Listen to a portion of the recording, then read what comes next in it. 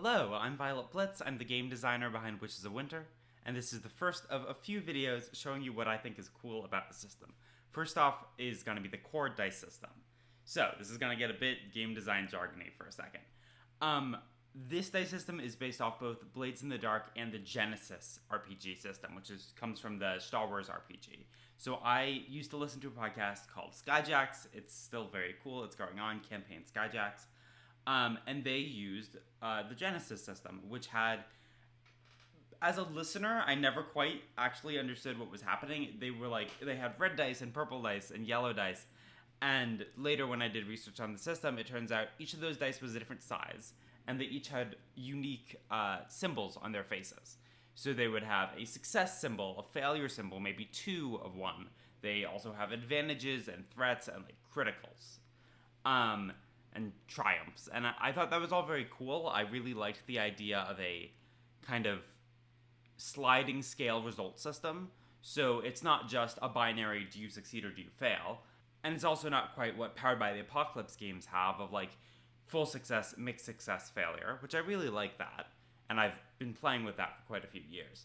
But I liked the idea of, okay, you can succeed with an advantage, you can succeed with a threat, you can fail with advantage, and fail with a threat as well. So I wanted to find a way to port that over into the Witches of Winter dice system without needing those custom dice that Genesis needs, right?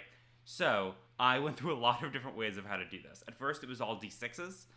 You would have skill dice, fate dice, obstacle dice, danger dice, and risk dice. And you would have a number of each of those and roll them all together. And it's very, very fun to roll a lot of dice. But because they're not going to have custom symbols on them, you then needed to consult a chart to see, okay, wait, I rolled a 6 on skill. What does that actually mean? How many successes does that translate to? And then how many failures does the 6 on obstacle translate to? And I spent a long time trying to tweak that, trying to enjoy the fun of rolling a lot of dice. And then I was introduced to Daggerheart's dice system, which tries to do a similar thing, but with only 2 dice. So with Daggerheart, you have 2 dice, and you roll them together, and adding them together will determine whether you succeed or fail, whether you cross a certain threshold. So you want them both to be high, but they are different colors, and if one is higher than the other, I forget the exact words they use, but it's something like hope and risk. If your hope die is higher, you will then get an advantage that you can play with and do certain things with. But if the risk die is higher, the storyteller, I'm calling it the storyteller, the GM, then gets a resource they can use against you, like a threat. So I really liked that. It was very clean. They did a lot with just 2 dice. And I tried playing with that. It didn't quite work with the numbers I wanted. And it felt a little flat. It felt like every time I'm just rolling 2 dice. Kind of no matter what else I want to do, I'm always rolling 2d6. And that's how a lot of systems work. I think that's very fun. But I also really like the engagement of using different kind of dice, using multiple dice, and getting fun bonuses and feel like rolling the dice is part of the fun.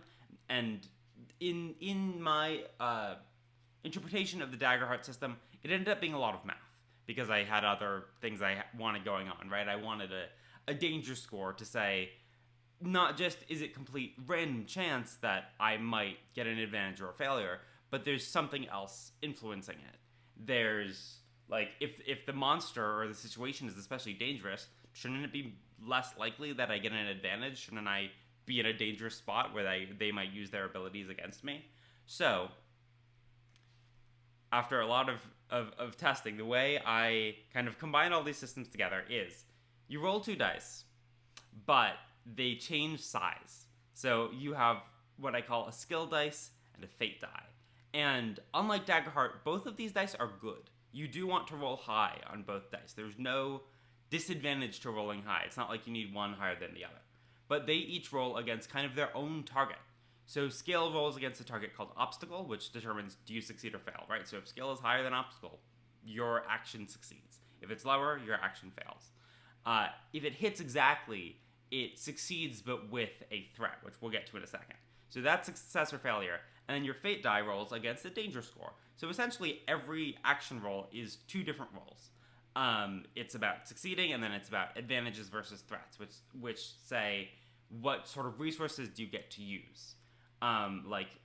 you successfully punch the guy, but then you get to do something magical, or then he gets to punch you back, or something like that. So that's what the fate die does. It rolls against your danger score, or the rolls danger score that the storyteller will set. And if you are especially proficient in an ability, if you're rolling break or restore or charm, these are some abilities in Witch Game that you're very good at, you'll have a higher die. You might have a D10 or a D8 instead of a regular D6. If you're really bad at it, you might have a D4. And then fate dice are about how the universe is watching you in this moment, how you're using magic, how you're interacting with the world around you. So it starts at just a D4 as a very basic, you're a witch. You play a witch in Witch Game, so you're going to have some magic to everything you do. But if you are actively doing an ability that is casting magic, which you can do at any time in a Witch Game, you would size down skill, because it's less likely you'll succeed, but you'll size up fate, because you're using more magic. So it's more likely that you will get an advantage, not be harmed, but you might not succeed or fully succeed on the action, because magic can go very sideways. And then also, if in the world it is the corresponding season to the ability you're choosing, which we will talk more about seasons later, but basically your magic is affected by the world around you. It's affected by the time of day, the time of year, what phase the moon is in, what constellations are out, right?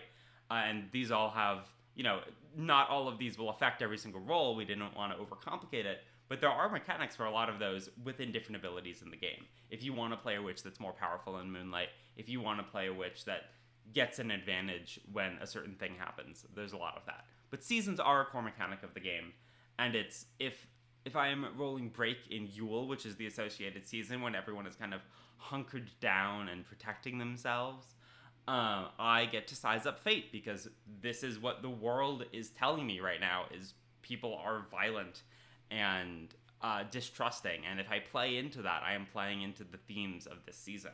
So I would size up fate again. There's also a risk die, which I will talk about more later. It complicates all of this, but it's a little fun push your luck mechanic. That is the core of the dice system. It's as simple as Blades in the Dark, Powered by the Apocalypse. You roll 2 dice, but it also has a lot of the really fun flavor of the Genesis system of I can succeed with a threat, I can succeed with an advantage, I can fail with an advantage. There's a lot of, and you can fail with 2 advantages, etc., and that means a different thing. So there's a lot of very fun gradation to how your rolls can go. And the whole reason I did that is because now that I have all these things, I have multiple successes, failures, advantages, threats, I could write hundreds of abilities that mess with this in certain ways, right? Not every ability is dice-based. Some of them are social, but a lot of them take these core dice mechanics, these fairly simple dice mechanics, in really interesting ways. So different kind of witches can do different kind of things with them. So please give Witches of Winter a follow on GameFound. Our actual crowdfunding campaign will begin in mid-September. I'm so excited to have y'all on board. Keep an eye out for more videos like this. I have a lot I want to say about this game, because it's so much fun and it's been such a big part of my life. And I will see you next time.